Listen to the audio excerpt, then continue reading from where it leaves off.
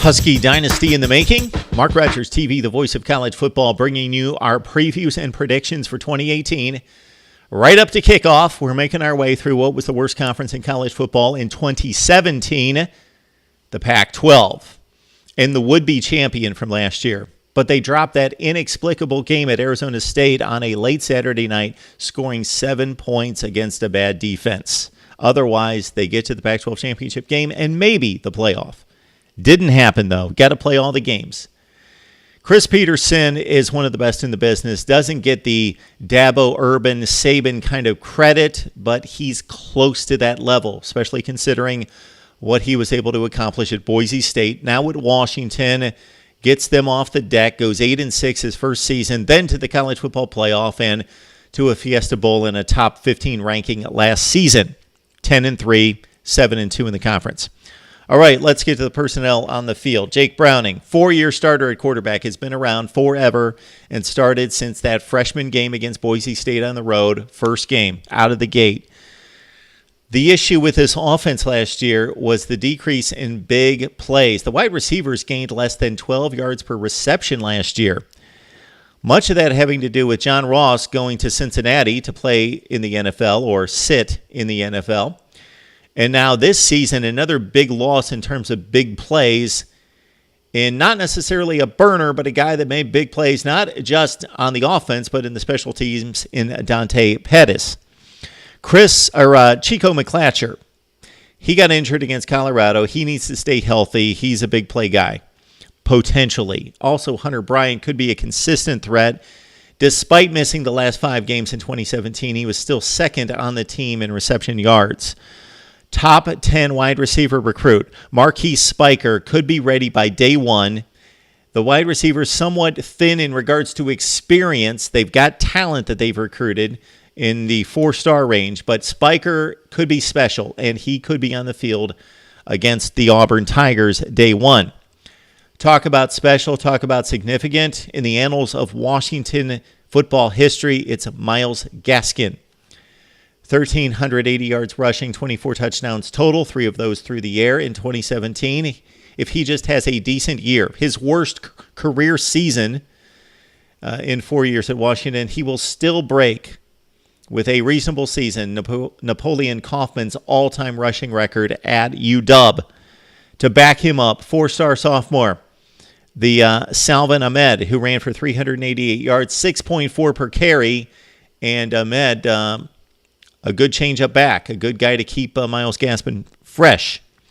Sean McGrew also could play into the mix as the third back. The offensive line, as good as any in the Pac-12, including Stanford. Those are the 2 best units up front, and that means something. We don't mention the names. We don't mention the stats because there are none, but the offensive front is crucial. Trey Adams, one of the best in the business at left tackle, and also Caleb McGarry, an all Pac-12 performer. Let's move to the defense that has really taken the significant jump and been near elite play since Chris Peterson took over. Imagine and believe this, that in the 3 seasons under Chris Peterson, this has been an elite unit. Maybe not against the best competition in the Pac-12, but the stats would speak to being very good. Top 10 in the nation in all the S&P Plus categories that measure stuff rate, how many times you hold a team at the line of scrimmage on crucial third and short yardage plays, stuff rate, explosive plays limited, all the major metrics that mean something. Number 8, number 6 in the country the past 3 seasons. One of the big reasons why, and I mean big, mammoth reasons, well, Vita Vea was that guy, mammoth. He leads a mammoth void up front as he is an NFL draft selection to the Tampa Bay Buccaneers as a first rounder, and he certainly earned it as a monster in the middle.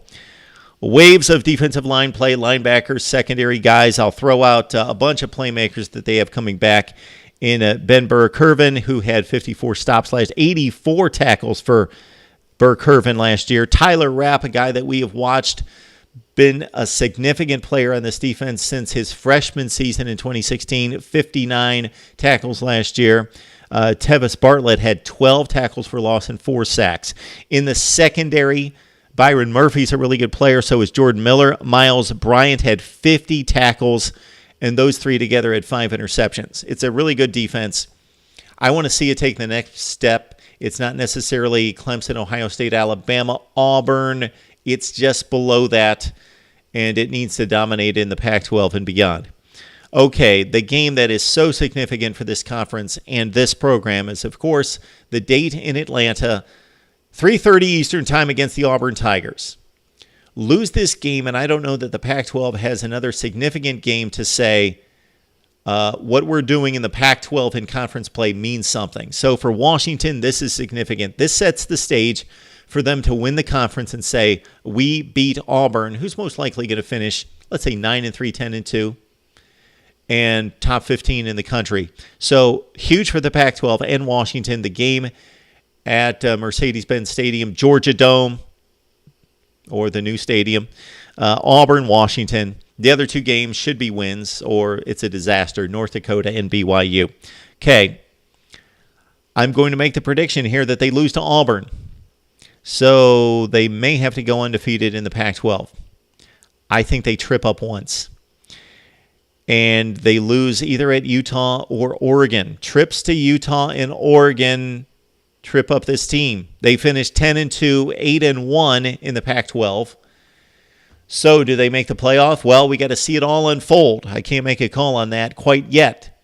8-1 for the Huskies, 10-2 in the Pac-12 overall. And there you have it for Washington football on the brink of a college football playoff appearance.